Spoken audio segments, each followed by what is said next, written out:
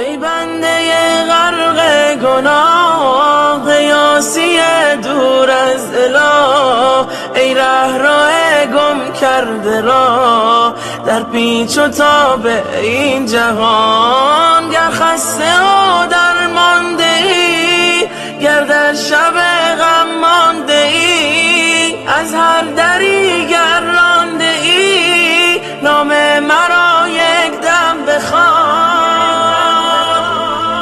نام من آمرزگار، نام خدای کردگار، از من به سویم کن فرار در فتنه های این زمان. با گریه و راز و نیاز دستت به سویم کن دراز، درهای جنت گشته باز آب این دار